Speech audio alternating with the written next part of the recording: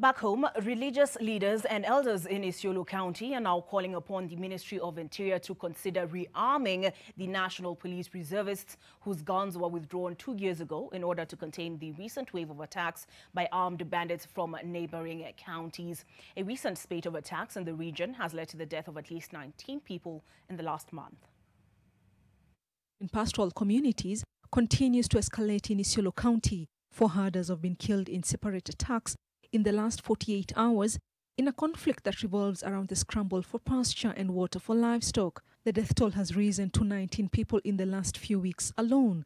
Religious leaders have condemned the recent spate of attacks along borders with Samburu, Wajir and Garissa counties, calling for truce between conflicting communities. Ningependa kusihi watu yetu ya kwamba wawe watu salama. Kulipisha kisasi sio njia ya nidhamu ya binadamu kuishi katika ulimwengu hii. Sisi watu wa Isiolo ni watu ambao wamebaki nyuma.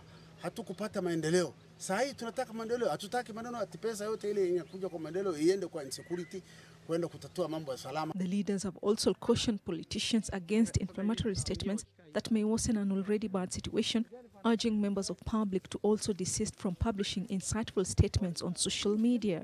Wakati huu tunajua tuna hisia ya siasa ya mwaka ijayo.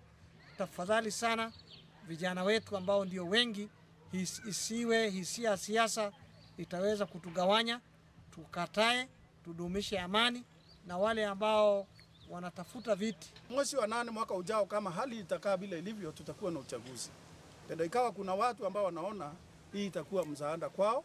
The never-ending conflict has battered the local economy with tourism on its knees and investors pulling out due to heightened insecurity. Uchumi wetu mahali unatoka katika buga zetu za wanyama, wenyewe wameanza kuwa na waziwazi kwa sababu ya hizi funjo tumeanza kushuhudia hivi karibuni. Simeingia mpaka imeingia mjini katikati. Imefika sehemu za Mwangaza ambayo iko town katikati. Sasa imekuwa Heremet, sasa imekuwa Dojiro, sasa imekuwa Chericho, Alango.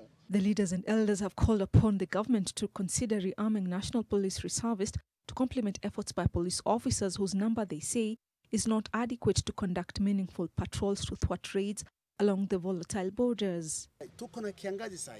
Hatuna malisho. Watu hata wakitaka kuja kulisha kwetu hakuna, sisi mwenyewe hatuna malisho.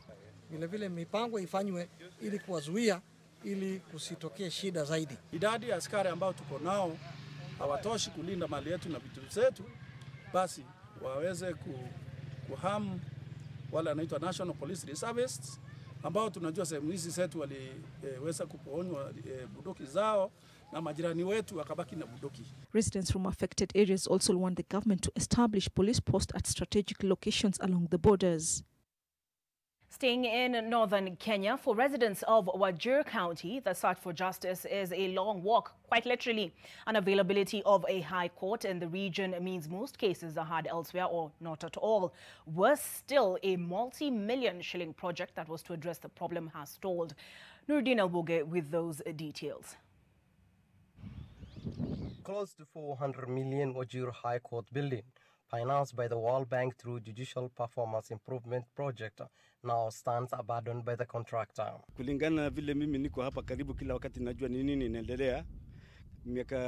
Karibu mwaka 1.5 ndio kazi inaendelea, na mwaka 1.5 kazi haiendelei. Inaenda kama mwezi 5, mwezi 2 kazi inasimama.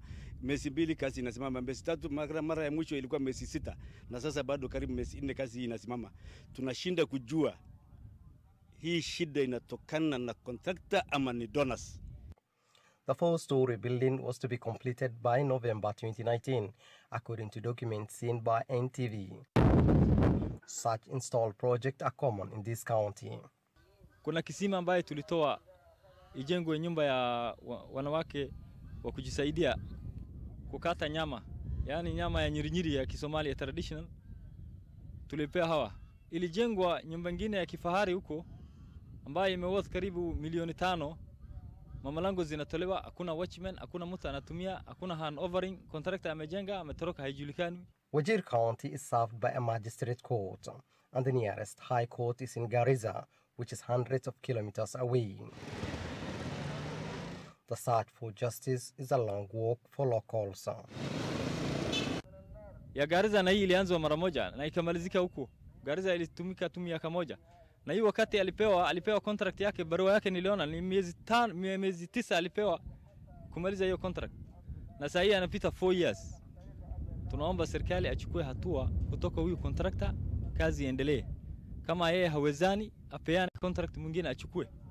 Hii ardhi wananchi wanahitaji, wankijenga manyumba ya kuishi, lakini tumepeana ili tuweze kupata high court karibu na wananchi kuliko kwenda mahali nyingine. Hatuna mahakama, hatuna ardhi, kila kitu tunashinda kujua ni nini inaendelea hapa. The Wajir governor's impeachment case is being heard by Amiru High Court, for example, denying hundreds the opportunity to follow the proceedings from home. Efforts to reach the management of Anole Construction Company, which is running the project, has been futile. Nurdin Almoge, NTV.